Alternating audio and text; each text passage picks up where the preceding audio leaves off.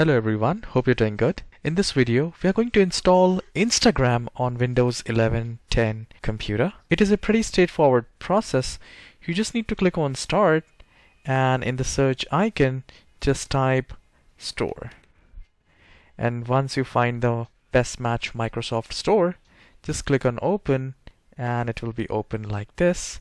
And here in the search icon, just type Instagram. You will get a result Instagram app, and once you click on that, from the left hand side it will ask you to install. It is already installed in my computer, so it's giving me an option to open. So the moment I click on that, here we go.